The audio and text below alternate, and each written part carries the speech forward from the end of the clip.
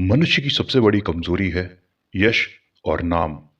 मनुष्य और सब कुछ तो छोड़ सकता है, परंतु यश का लोभ छोड़ना असंभव नहीं तो कम से कम कठिन अवश्य है।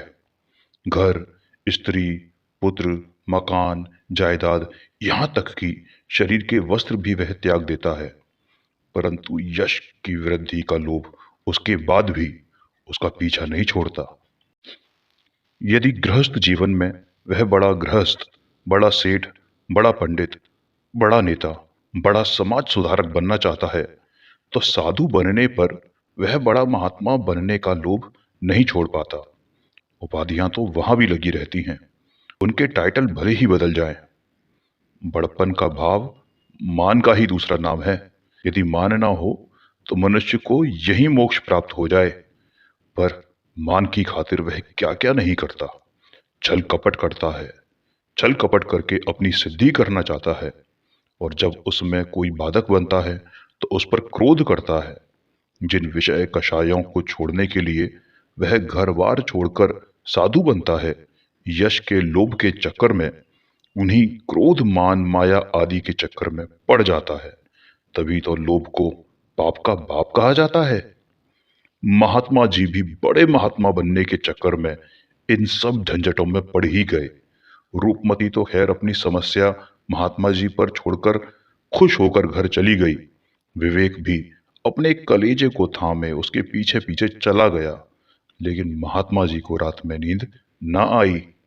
वे सोचने लगे, जब तक इसके पति को प्रभावित नहीं किया जा सकेगा तब तक काम नहीं बनेगा। दिखता तो संपन्न है, यदि प्रभाव में आ गया तो मेरे नाम पर संस्थापित आश्रम के विस्तार में इससे बहुत बड़ा सहयोग मिल सकता है। हालांकि इसको प्रभावित करने के लिए कुछ ना कुछ तो करना होगा। तथापि इसके द्वारा जो धर्म प्रचार होगा उससे मेरा नाम चारों ओर फैल जाएगा।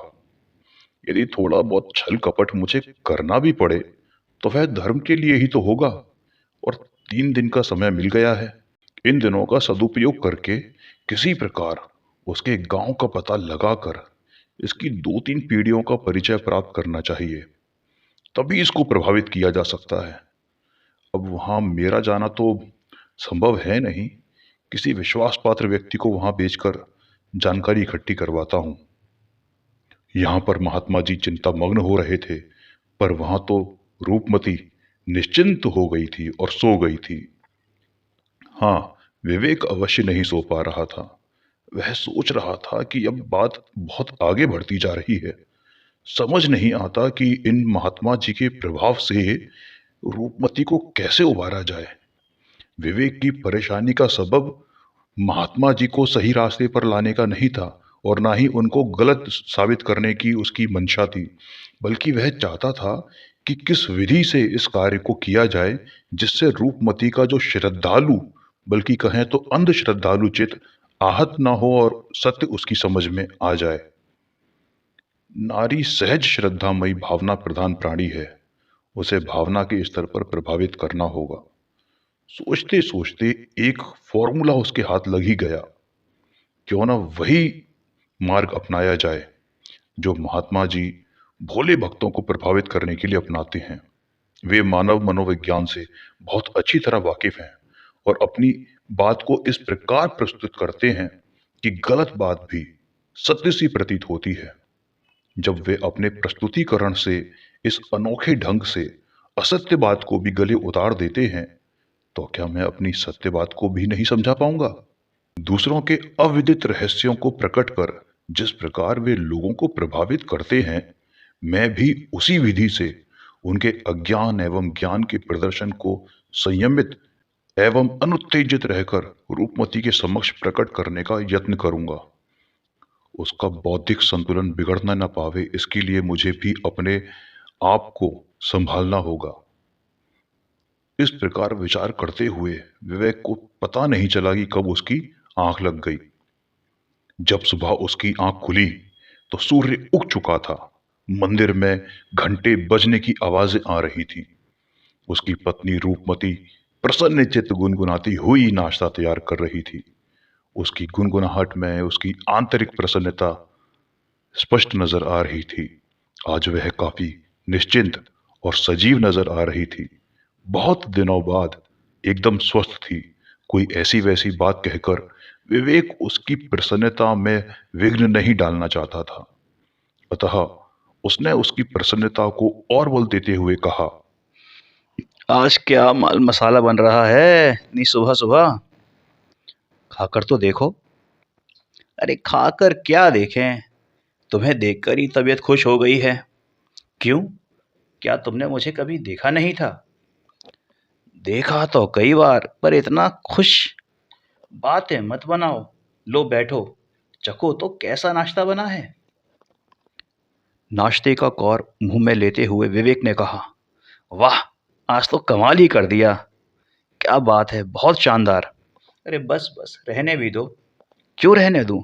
इतना नाश्ता तो तुमने उस दिन कराया था जब पहली बार तुम्हें तुम्हारे घर लेने गया था। अब घर की क्या बात करते हो, वहां तो हमेशा ही ऐसा नाश्ता बनता है। अच्छा, ऐसी बात है तो चलो समेटो बिस्तर। अब बहुत दिन यहाँ रह लिए, अब 2-4 दिन तुम्हारे पीहर की ही रोटियां तोड़ेंगे। पीहर चलने की बात सुनकर रूपमती अत्यंत उत्साहित होकर बोली, हाँ हाँ, क्यों नहीं। विवेक ने भी यह हल्के मूड में ही कहा था, पर जब उसने देखा कि रूपमती चलने को तैयार हो गई है, तो अब चल देने में ही लाभ है, क्योंकि महात्मा जी के चक्कर से बचने का इससे सस्ता उपाय कोई दूसरा नहीं हो सकता था। हालांकि वह बिना बुलाए ससुराल जाने के पक्ष में नहीं रहता था। वह अनेक बार बुलाए जाने पर भी बहुत कम जाता था। तथापि इस समय वह सचमुच जाने की सोचने लगा था। वह शुभस्य शीघ्रम की लोकोक्ति के अनुसार इस काम को जितनी जल्दी हो सके संपन्न कर देना चाहता था। पत्नियों की पीहर प्रियता इस समय उसे वरदान प्रतीत हो रही थी। अतः वह बात को आगे बढ़ाता हुआ बोला, जल्दी निपटाओ काम और समेटो बोरिया बिस्तर। रूपमती सोचने लगी, आज क्या हुआ है इनको? अनेकों मिन्नतें करने के बाद भी जो अपने ससुराल जाने को तैयार नहीं होते थे, और आज इतनी जल्दी जल्दी कर रहे हैं। सहज स्वीकृति और जाने की उतावली देख रूपमती सशंक हो उठी। उसके चेहरे पर गंभीरता आ गई। उसके गंभीर चेहरे को देखकर विवेक बोला, क्यों, नहीं चलना है क्या? और नहीं चलना है तो मत चलो। मैंने तो ऐसे ही कह दिया था, सोचा बहुत दिनों से गई नहीं है, तुम्हारा भी मन लग जाएगा। हर घर में बैठे बैठे भी तुम बोर हो जाती हो, तो अब यहाँ पे अब 2-4 दिन यहाँ पे रुक लिए हैं, तो 2-4 दिन तुम्हारे घर ही सही। रूपमती को लगा कि उसकी गंभीरता को विवेक ने उसकी पीहर के प्रति अरुचि समझी है। अतः उसने सफाई देते हुए कहा, अरे नहीं नहीं, पीहर जाना किससे अच्छा नहीं लगता। कौन स्त्री पीहर नहीं जाना चाहती? पर आप तो अभी मतलब आज ही चलने को कह रहे हो। कौन सा मतलब भूत सवार हो गया आपको? और आपको पता नहीं कि आज बाबा जी के पास चलना है? 3 दिन बाद बुलाया था, भूल गए? हालांकि विवेक को सब कुछ याद था। उनसे बचने के लिए पीहर जाने का नाटक कर रहा था और उसकी भावना को उभार कर बाहर निकालना चाहता था। फिर भी वह भोला बनते हुए बोला, हाँ रे हाँ, मुझे तो याद ही नहीं रहा। पर महात्मा जी कर क्या देंगे?